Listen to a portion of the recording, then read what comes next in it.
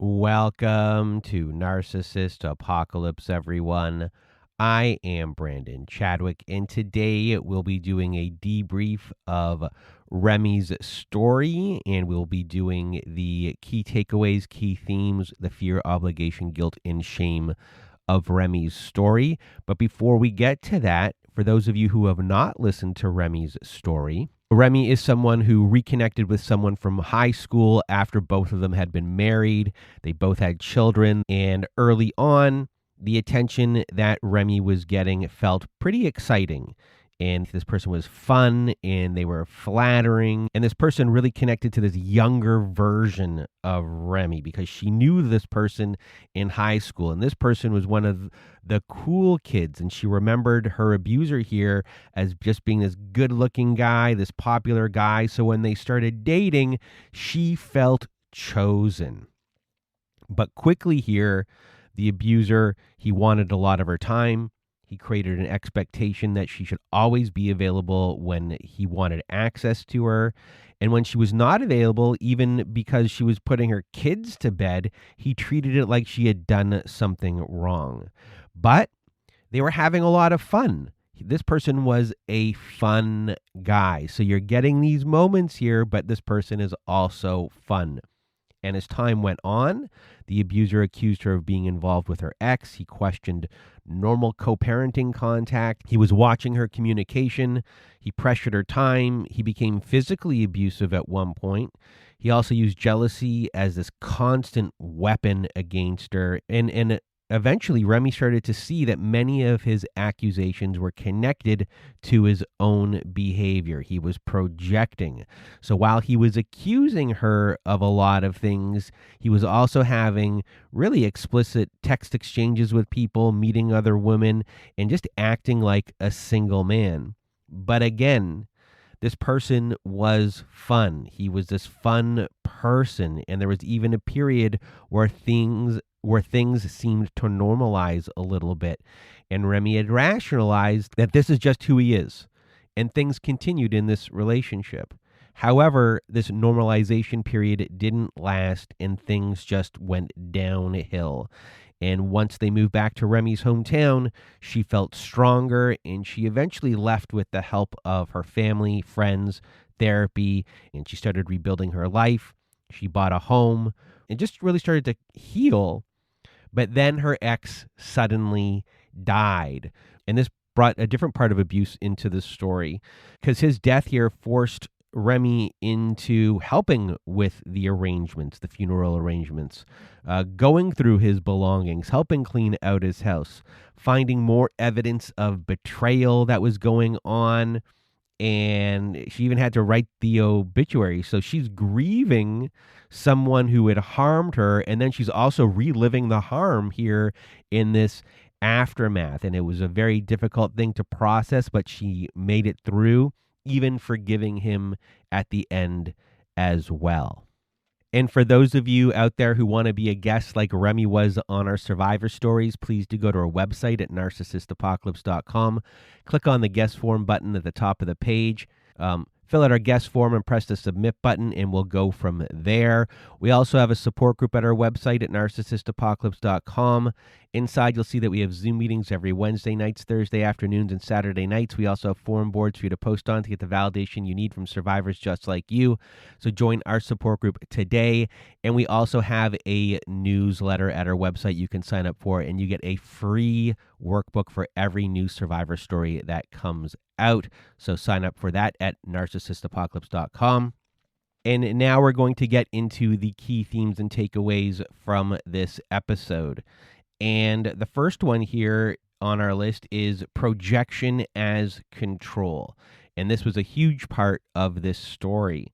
And Remy's abuser kept accusing her of the very things that he was doing. He questioned her about her ex. He questioned her friendships. He questioned her going to the porta potty at a concert. He questioned people on her Facebook. He accused her of wanting someone else. He treated normal co-parenting communication as being very suspicious. And later, when she took a trip for herself, he sent messages suggesting that she was out doing something wrong. But at the same time here, he was the one actually doing the things wrong. He was the one acting like a single person. He was having really explicit text conversations. He was meeting other women. He was hiding things. He was doing the things that he kept accusing Remy of doing. So this is pulling Remy here into defense mode. She has to explain things. She has to argue. She has to prove things. She has to justify her normal behavior. And the more she is defending herself, the more this relationship is revolving around his suspicion instead of his behavior. So this is why projection can become control, because it's keeping the survivor here busy. It's keeping them on trial. And while victims like Remy here are busy defending themselves, the abuser here's behavior is kind of out of focus for a while, even though Remy knows deep down something was going on for a bit. Which leads us into the next big key takeaway. A survivor should not need a perfect pile of evidence to trust that something feels wrong. So Remy eventually started journaling because she needed to see things in black and white. And by that point, she had been accused, questioned, intimidated, physically abused, worn down, and made to feel like she just had to keep explaining reality. And Remy did end up with a lot of proof. She found messages. She found names. She found explicit text messages. She found evidence of affairs. But survivors like Remy should not need this much evidence to trust themselves. Remy's body already knew. Remy's anxiety already knew. Her instinct to not move her older children into that environment, she just knew. So the evidence here really helped confirm the reality, but deep down, Remy knew what was going on the whole entire time. And a survivor like Remy shouldn't need to have this perfect, case file before they are allowed to say that this relationship is hurting me. And then the third thing on our list here of key themes and takeaways is a relief after an abuser is gone does not erase the grief, and grief does not erase the abuse. And this was a complicated story when it comes to this with Remy. So when her ex died, Remy felt loss, and he was the father of her child. They had spent 15 years together. They had shared a life. But she also felt relief, and then she felt guilt for feeling relief. So this is a big emotional mix that's going on here. And, people often want grief to be clean. They want one feeling. They want relief to be clean. They want one feeling. They want the relationship to become simpler after it ends, and especially here after someone dies. But with this case, the abuse doesn't become simple.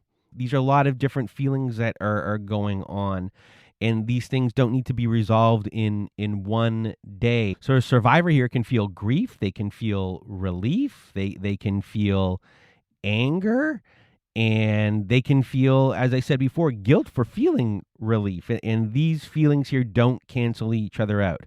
This is a process. This isn't going to be done in one day. So for Remy here, the harm here was real. And the loss here is real as well, whether it is the loss of the relationship or even here with the person dying. It is a loss. So all of these things can coexist. It's a lot of confusing things, and you're allowed to have these things coexist for any of you who are listening that are struggling with that right now. So those were our key takeaways. And now we're going to go to the fear, obligation, guilt, and shame of Remy's story. So in Remy's story, the fear was the fear of his reactions. That's the one we're going to focus on. And at first, Remy did fight back when he accused her of being inappropriate with her ex. She argued back. She defended herself. Remy tried to be reasonable, but trying to be rational did not calm her abuser down. It only kept this argument going on longer. And over time, fear became less about one single event and more about a pattern of what might happen if Remy challenged him. If she did not answer the phone quickly enough as well, there could be an argument. If she talked to the wrong person, there could be accusations. If she questioned his behavior, there could be rage, insults, broken things, really reckless driving, or, physical abuse. We heard that as well.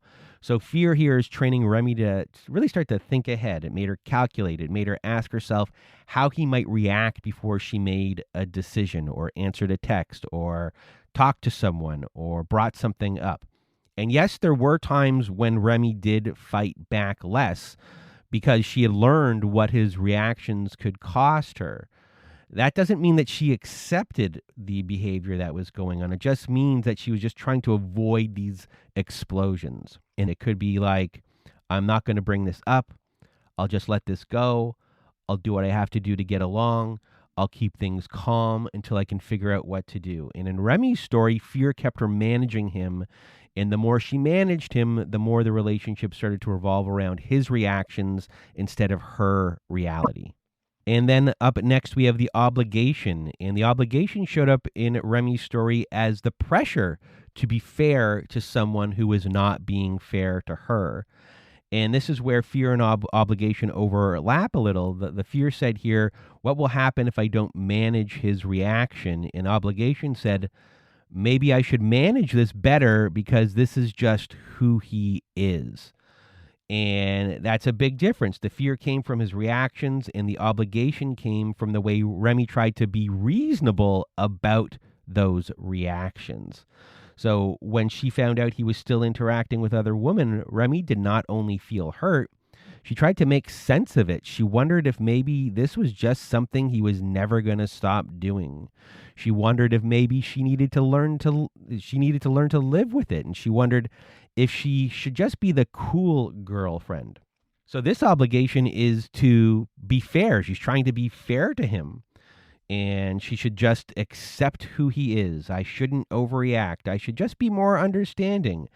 I should not expect this person to be something that he is not. And Remy was just trying to be fair inside this relationship where fair actually wasn't going both ways at all. He wanted freedom for himself and restriction for her. He wanted privacy for himself and access to her. He wanted grace for his behavior, but suspicions for her. So this isn't fairness. She's using this obligation to be fair, but there's a real double standard going on in this relationship. And that's why obligation inside one of these relationships can be very confusing because she's sounding mature. Remy's sounding mature. Remy's sounding compassionate. Remy's sounding like she's accepting of this person. You know, she has this obligation to be fair to this person. That's how she's feeling about this relationship. But sometimes, quote unquote, that is just who he is becomes a sentence that slowly teaches Remy and other victims and other survivors to expect less, ask for less, and just tolerate more. And in Remy's story, obligation kept her trying to make room for him and made her feel like managing him was part of being fair. And then we have the guilt in Remy's story. So with Remy here, Remy was pretty empathetic, and we already heard here about the obligation to be fair. And she could also recognize that her partner was hurt in a lot of instances throughout their relationships. His jealous reactions came from a place of hurt. For him, it was real, and she could see that it was real. So she knew that the separation or leaving could cause issues for him, and she felt guilt for leaving him, even knowing that that was the right thing to do. So this jealousy aspect of things, just from the beginning, trained Remy in so many ways. And he might not have understood her hurt, but she understood that he was hurt, even if it wasn't fair and if it was a double standard. But the guilt here was really saying that I'm going to hurt him, that he is going to be upset, that this person is going to be in pain. So this guilt here was real. She knew how much pain this person was in, even though he didn't reciprocate the same thing back. And this guilt just did a heck of a job of keeping Remy in this relationship for a longer period of time because she knew that guilt really played on her because she knew the pain on his side was real. And then there is the shame in Remy's story. So after the abuser got physical with Remy, she did not only have to process what he had done, she had to process what it meant about her own judgment. And she was someone who always said to herself that if someone was to ever put their hands on me, I would leave. And this moment happened. Hands got put on her and she did not leave. And that's when shame came in and attached itself to Remy. So this kind of shame can keep someone stuck because it makes the survivor focus on the gap between who they thought they would be and what actually happened in this relationship. And instead of seeing the abuse as his failure, Remy was wrestling with her own self-image. She had believed that she would know exactly what to do if a line was crossed. And then that line was crossed and the relationship did not end in the way that she thought it would end. She thought it would be a clean end in her mind. So that's one part of shame that she's wrestling with here. And another one is when there was the postpartum dating app discovery, which adds another layer. So when Remy saw that her abuser was planning to meet someone off of a dating app while she was out of town, she felt crushed, embarrassed, humiliated, and inadequate. She was about 10 months postpartum, and her body image was very low. So instead of the betrayal staying where it belonged and put on him, part of this came back onto her, saying, maybe I'm not attractive to him anymore. Maybe I'm not enough. Maybe this is why he's looking somewhere else. So this shame here started to erode her sense of self and who she was. And because of that, she started to question whether she had the right to expect more. She started trying to reason her way around what was going on. So shame here kept Remy in this relationship longer by making her doubt herself after his physical abuse and judge herself for not leaving the way she thought she would. And then as well, internalize his betrayal as a reflection of her worth, even though none of this shame belonged to her. So that was our fear, obligation, guilt, and shame. And these are the things that I want for Remy going forward. So number one, I want Remy to keep letting the truth be complicated without apologizing for it. And Remy's story does not fit into one clean emotional category. She loved parts of him. She was harmed by him. She felt relief when he died, and she also felt grief. All of these things can be true, and I want Remy to have room for the full truth without feeling like she has to simplify it for anyone else. She does not have to erase the abuse to honor the grief, and she does not have to erase the grief to tell the truth about the abuse. And the next one on our list, I want Remy to have peace that does not require managing anyone else's version of him. And some people knew what he had done. Some people did not. Some people were grieving the version of him that they knew. Some people were saying sorry for your loss without knowing the relationship had already ended. There's a lot to hold. There's a lot to kind of go through and a lot to manage. And I just want Remy to have peace that doesn't require her to carry anyone else's understanding of him. She knows what happened. Her inner circle knows what happened. Her body knows what happens. I just want peace for her so she just doesn't have to manage that version of him anymore and just really focus on herself. Which leads us into, I want Remy to keep building a life where her time, body, home, friendships, and memories all just belong to her again. And that's a big thing. She was so focused surrounding him, always around his orbit. And then even in the aftermath with the post-separation abuse and then his death, she's still managing his life at that point. So I just want her to start building a life where everything belongs to her again. Her time, her phone, her choices, her energy, everything. So I just want her to have a peaceful a life like that in building her own life once again. And these are the things that I want for Remy going forward. And I hope that all of you get these things as well, too. And if you want to be a guest like Remy was on our Survivor Story episodes, please do go to our website at narcissistapocalypse.com. Click on the guest form button, fill out the form, press the submit button, and we will go from there. We also have a support group on our website at narcissistapocalypse.com. Join our support group today if you need help. And we also have a newsletter that gets you a free workbook from every new survivor story. So sign up for our newsletter as well at narcissistapocalypse.com.